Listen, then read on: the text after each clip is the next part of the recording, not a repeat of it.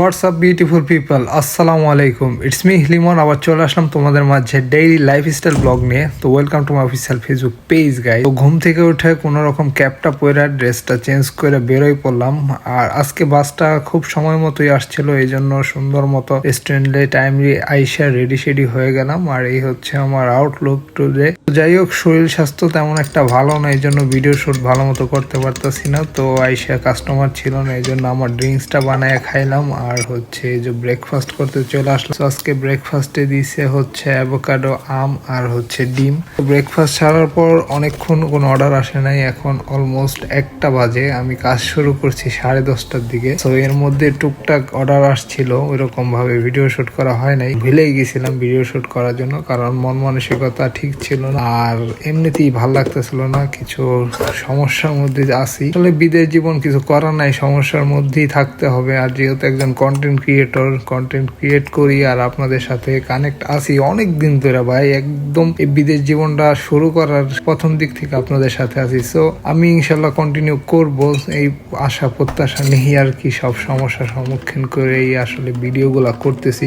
ইউটিউবে রেগুলার না থাকতে পারলেও সপ্তাহে একটা ভিডিও ছাড়ি, আর এখানে তো রেগুলার ভিডিও ছাড়ি, ডেইলি লাইফস্টাইল দেখাই। তো যাই হোক, কাস্টমার তেমন না থাকলে আমার ম্যানেজার থাকে না কাজে, সো ও ফাঁকিবাজি মারে, ওই এদিক ওদিক চলে যায়, ও আমার হেল্প করে না। আমারই একা অর্ডার নেওয়া লাগে, আমারই ড্রিঙ্কস বানানো লাগে, আমারই সার্ভ করা লাগে। আসলে সকালের একটা চাপ থাকে 8:30 থেকে 10:30, এই 2 ঘন্টা আবার ও ভালোই পরিশ্রম করে, কারণ ওই সময়টাতে ভালো রেস্টুরেন্ট ফুল থাকে, এই জন্য আসলে কিছু বলার থাকে না। এটা আসলে বসের মন মর্জি, তো আমাদেরও কিছু করার নাই, ওরও কিছু করার নাই। ভাই আমি ভাষা জানি না, কাজ জানি না, ভাষা কাজ সবকিছু আমাকে শিখাইতেছে। ও আমার হচ্ছে গুরু বা ট্রেনার, যেটাই বলেন। এই জন্য আমি আসলে গাইছে আমি আসলে আমার ম্যানেজারে বা শেফ রেজারে যেটাই বলেন, আমার অনেক রেসপেক্ট করি। আর আমি চাই আমি কষ্ট করি, আমি শরীরে খাটি, ও একটু রিল্যাক্স করো।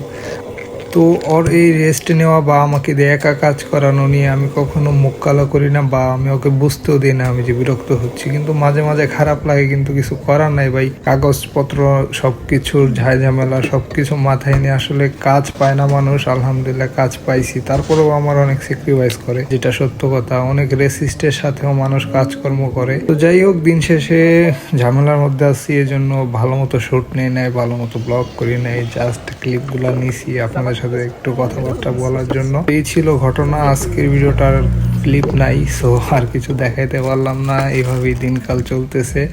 নতুন অবস্থায় ইউরোপের স্ট্রাগলটা যে কতটা হার্ড, এটা একটা নতুন প্রবাসী বা নতুন ইউরোপে আসা পোলাই ভালো জানে।